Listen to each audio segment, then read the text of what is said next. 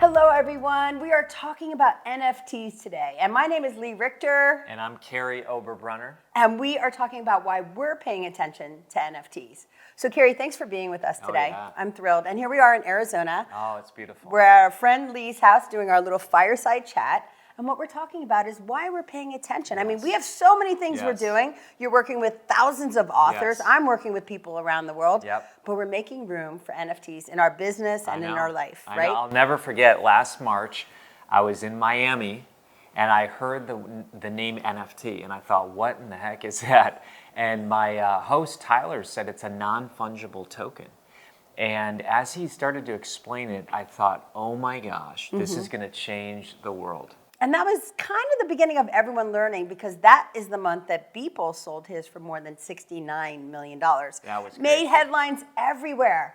And that was confirming to me to pay attention at a higher level too. Yes. So we've been watching from afar, but that's when I got in the game. Yeah. That's when I was like, wait a second, I am going to be part of this. Absolutely. And Miami, you talk about cities, oh my gosh, you've been there, I've been there, but Been there last year, going back this year, and it is a hot spot. They It is. really, really want to be known for supporting people in cryptocurrency and supporting Yes. NFT artists and collectors. yes, I think the reason why NFTs are so critical, we've moved into a digital world even more since the pandemic.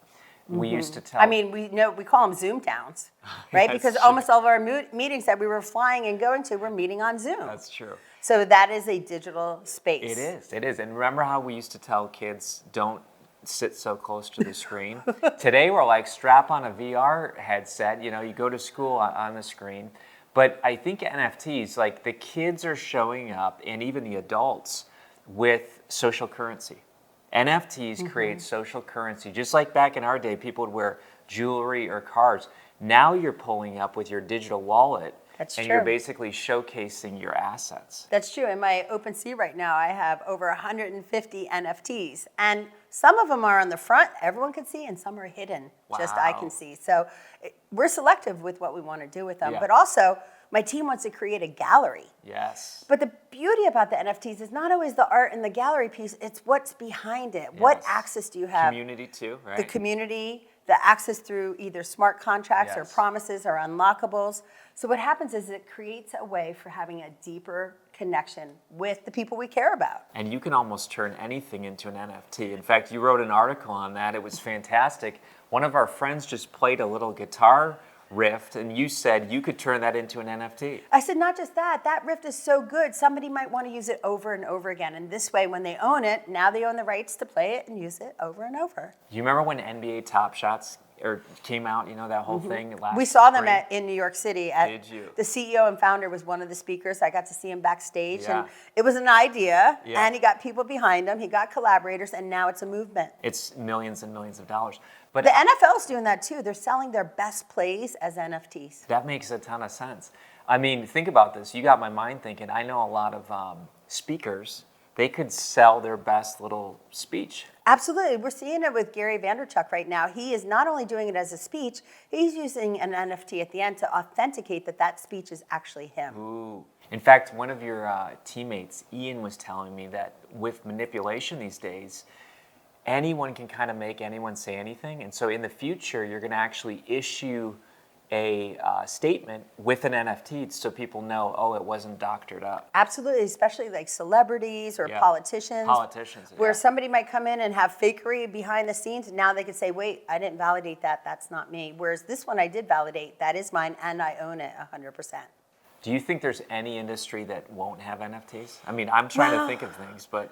It's interesting because I was in some meetings this week, and there's so many people in different verticals.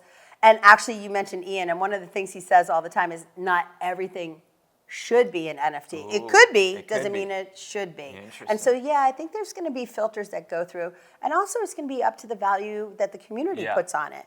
So in my case, I own veterinary hospitals, right? Right. There's some things that we can do with photos and different things. Maybe an NFT will get them access or to the front of the line or maybe a VIP with one of the doctors. But even in my case, there's sometimes where I'm like, well, that's really private. We don't want to make it into an NFT. Or that person made a mistake. We want to keep that so that it's not turned into a public conversation. Gotcha. But there's going to be other ones that are worthy of the public conversation. Yes, So I can see that. we're going to see that happening. You said something the other day, I think actually, where you said Web 1, Web 2, Web 3. Yes. And I thought that was so brilliant. I think that'll give people a little taste. You said Web 1 was like information or something? Web 1 was back in the beginning when companies had websites and they shared information with you, and they own the website, they own the platform, and they own the information. Web 2.0 is when things like Facebook came out. Now, Facebook owns the platform, Yes. but the community creates the content. Yes. However, Facebook still owns the rights to that. So they own the platform, we're the creators creating, but at the same time, they still own the IP around that. So they're profiting. They are, off of our content we're giving them for free. Whereas 3.0, the creators are creating and owning. I love creating and owning. So Web 3.0 is the decentralized land, the decentralized way that the creator gets to own the content themselves. And me, as a CEO of a publishing company, that's what hit me. Because I'm like, oh my gosh, thousands of authors, and yet Amazon's the big company that's taking all the profit. But now we don't even need Amazon. I mean, technically. As much. I mean, they're going to be one of the players in your ways to reach your ideal client, but they might not be the only or the main one anymore. Good. I like Actually, that. I know people have leveraged that over the years where they realized they didn't want all of their business to be in one place, and they had to find other avenues. NFTs are one of those avenues. Yes, and you're a best-selling author. I am too. We've talked about, and that's why I love our lunches. It's like we get so fired up. But you can even provide with your book purchase other bonuses as an Absolutely. author. Including you reading it. I mean, like, think about it, a famous author or someone you really follow. Yeah. They don't have time to be in front of thousands and thousands of people, but maybe they have a small group of 100 or 100 even online. Yeah. And if they buy it at a certain time or a certain number, they might get that VIP access to them directly. And sometimes it might even be for a signed copy of the book, right? Yes. Now, I happen to have a friend, Dr. Ben Hardy. Oh, yeah. He's a published author, international bestseller. He was #1 on Medium even before he was a PhD. Like, he's just brilliant. And he's looking at ways right now of re-releasing books and giving access to people. And he's looking at creative ways of not only bringing value to the audience, but making it so special with them they come on even a bigger part of the journey with him. I like that. So he's teaching people how to think about their best future self. Yes. Right? And during that, he can share different pieces of art, different ideas, different memes, different quotes. Bonus interviews. And bonus interviews, and even advanced chapters, or chapters that didn't make it in the book. Yes. Or how about chapters that will be developed a year from now that he didn't even think about. I like that. Those might be the first ones who get it. I think there's something there with launch teams. Absolutely. Whoever buys the book as a pre-sale could get an NFT that lets them into the launch team, which gives special access. Absolutely. And people, especially if it's someone you care about. The other day I was with an artist, a musician, and he had this idea about NFTs with us in October last year. He's already created an entire marketplace for other musicians to come in. And he's got so much momentum with his own millions of fans that they're supporting him at such a level that it's already in profit. He didn't have to take funding. He didn't have to ask for favors. All he did was create a way that people can come on the journey and create momentum with him. And it's going. In just a few months, he created something that would have taken most people years, but the community's helping him build it. The developers are showing up not only as fans, but as people that want to help with the movement. And I'll tell you, I'm inspired just watching how much he's done in just a few months. Talk about the secondary sales. Oh, because when you buy a book, you usually read it, put it on the shelf. It's done forever. You might pick it up one other time. But now if you buy an NFT that's also a book, you could sell that a secondary market, and the author gets They royalties. can build in the smart contract that every single time either their art, their experience, anything that's resold again can have a bump back to them or to somebody else in their team. What I'm seeing, like if you look at Gary Vee, when he launched his Gary Vee and Friends, he did more than $90 million in sales. And what he announced when we were in New York last year was he has tens of millions in resales. Wow. And he's seeing firsthand like how mind-blowing it is, because somebody might have bought something for access, had access, but maybe there's 2 or 3 more years of access on it. Rather than them taking it, they can resell it to someone else. Or they just might see the value went up and they want to take the profit. But Gary is part of every single sale. And that's the part that in the beginning, we were like, this is a great idea, but now we're seeing it actually work. It's crazy. And you think about that with art too, because the first time someone sells a piece of art, yes, the artist is included, but a lot of times it's the galleries and the collectors that are included in the subsequent sales. Now, because of the smart contracts, they can be included not only in every sale right now, but even for their heirs later when they pass away or build a legacy. You're onto that, because I looked up metaverse the other day, and it brought up Pablo Picasso's descendants who are turning his work into NFTs. Right? I mean, what did we do yesterday? We saw the Monet. Van Gogh. Oh, the Van Gogh, right. We went to the Van Gogh exhibit. Yes. And we watched what their community did, what their family did when they released it. They took it in pretty much, right? They created a VR experience for us in the big room. Yes. And so we're sitting there and we're watching.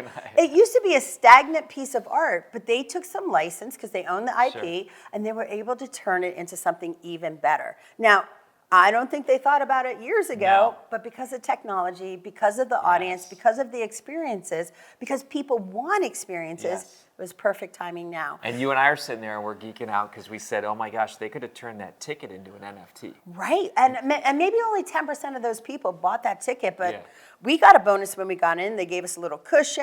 They gave flowers. They gave you the sunflowers on the way out. Right. Those little bonuses can be built into the NFT holders as well. That's good. Doesn't mean 100% of your people have to buy it through the NFT, but the ones that do can get that extra added value. Do you think it's ever going to be easier to onboard? I know we were chatting, like right now you got MetaMask, and you think things are going to get easier? When we show steps, our team has created a step-by-step guide. Yes, we have our goasklee.com/101. And your course. That's the course. Gosh. And in the course, we're setting up the step-by-step guide. But do I think 6 months from now, a year from now, it's going to be less steps and a lot easier? 100%. There's already companies that are in competition for each other for that mind share, but also for the audience in the future of come with us, it's a lot easier. But why should people now take action instead of wait 6 months? That's a really good question. And we actually asked Tom Billio that question just a couple of days ago. We're like, Tom, if it's so early, why? And he's like, because the early adopters are going to be the smartest ones later, understanding the pathway, understanding the mechanics, but also everything in social media, everything in digital world is dated. Yes. So we could actually see, when did you open your Twitter account? When did you open your Discord? Everything is dated. When did you join Facebook? That's true. All of that is dated. So the early adopters are going to have that, I've been in the space since this date. It's going to be verified. Any new adopters, it's going to be harder to catch up. And they even call it OGs. The OGs, right? The founders. Right? Yes. I mean, we're in the top 1% right now of OGs in this space. Even though it seems like when we were in New York, everyone was talking about it. It's a small It's still a small percentage of the population. However, I will say in New York, there were 5,000 people in the conference, and there were 5,000 people who wanted to be in. And they just didn't have enough space and enough tickets. And you were saying even different demographics. This wasn't just all 30-somethings. This was... It was the full gamut. There was 12-year-olds in there. We've already seen 12-year-olds make millions of dollars selling their art and NFTs. They're just creative. We've seen some international students sell little things that they thought was going to be funny, and they've turned into millionaires because they had enough people following them that want to support them, right? So one of the things I was telling some of the thought leaders like Lisa Nichols and JJ Virgin, we're talking to them about their strategies right now and how to help their clients come along. Now, JJ Virgin, one of the things she wanted to do is protect herself from more transactions. So basically, if she sells the NFT, if somebody wants a refund, they wouldn't do a refund. They would just resell the NFT. And that allows her to be in her genius creating more content instead of going back and having to resell that again. No, she sold it once. They're happy. Let them be the one to share it. Because it's their new asset now. Absolutely. The other thing is you can see who your real fans are, right? So say you have 100 podcasts. Turn each one into an NFT. Those people that buy those are your true fans. Those people are the ones that want to come with you on your journey. They're the ones you invite into your metaverse. They're the ones that you invite on the journey. They're engaged. They're not just sitting on the sidelines. They're actually supporting you in what you do. I love that. So what about the haters? Because I know you get some haters, I get some haters. Well, you know what? They just don't know what they don't know yet. And a lot of times fear creeps in. You know, that's the whole thing. A lot of times, way back in the day when we had to do HTTP to get into our websites, there were people that there was like, oh, I'm not into it. They weren't buying their name.com. They just thought it was too early. But later, as everyone was in it and the tipping point was there, so many of them said, I wish I started earlier. I even learned that I didn't get my name.com because I didn't take action soon enough. But you better believe I got Richter.eth because I'm not going to miss that. My team went, they got it. It's in my NFT vault at OpenSea. And now we're even buying it for friends as gifts. I love that. That is so good. Well, I learned so much. You are blowing my mind. In fact, I got to give a plug for your course. I would love that. You're taking it. Well, I am taking it. And not only that, my team is taking it. Because, we chatted about that not everyone's team is ready. That's true. One of the things that? we discovered is in the beginning, we were teaching our team about this. And what I learned is they have to have passion for it too and be interested. Yes. And so we started looking for people already interested, already addicted to the space and saying, wait a second, why don't you come along with us? Yeah. I wake up every day, I type in NFT, I hit news. I love learning about this space. I think it's going huge places. Yeah, and I'm glad we're on this journey together. Yes. Now, we've been inspired by our common mentor, Dan Sullivan from Strategic Coach, who said, why don't we talk about collaboration, right? You bring a skill set, I bring a skill set, and we kind of both share this passion for Web3. And we're taking action. So we're going to write a book. We are writing a book on blockchain, and underneath that is the VR, the AR, and then tell them about the generations. That's cool. Yes. Well, one of the things we talked about was man in his 40s, woman in her 50s. We have perspectives based on our age groups, based on our background. If you look at people in their teens, if you look at people in their 20s, their 30s, we might have different ideas on how to approach things. You have a 17-year-old daughter. I do have a 17-year-old daughter, and I know she looks at things much differently than I a lot of times, and I learn from her.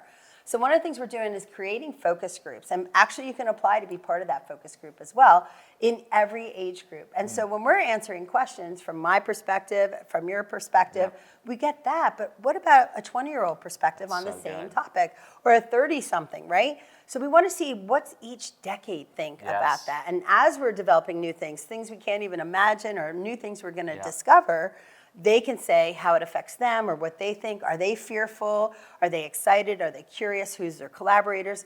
And what we'll learn is who's gaming, who's not gaming. Like people in my age group might not be gaming, but their kids might be. And now because their kids are gaming, they're learning more and teaching them.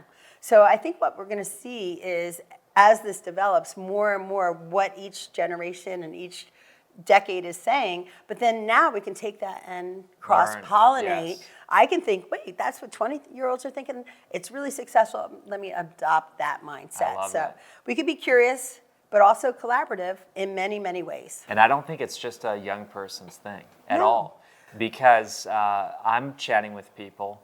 I was just with 30, 40, 50, 60, 70-year-olds last night, and they're bringing up their own lens. It's like we all see this from our own lens. Yes. It's beautiful. It is really true. And some people are like, oh, I don't want to add one new thing. But at the same time, there's others who are like, I don't want to be left behind. That's it. I don't To want to me, be. this That was isn't my one more- motivator. Yeah. My motivator was, I don't want to just be on the ship. I want to be the captain of the that's ship, good. right? So the boat has not left the dock yet. We Yes. all can hop on, but you get to find your place. Where do you want to be? Do you want to be the captain of your ship? Do you want to follow? Do you want to collaborate? First mate, you get to choose. I love it. So here we are, NFT Speak. I'm so glad we get to share it. We're living the blockchain life. We're going to be sharing it with you along the way, and keep tuned. Kary, thank you so much for sharing your genius and your passion. I know you left your family behind to spend a few days here talking about this, sharing this, and I hope it was worth it for you. It was absolutely worth it, and I can't wait to journey with these people. Excellent. More to come. Stay tuned.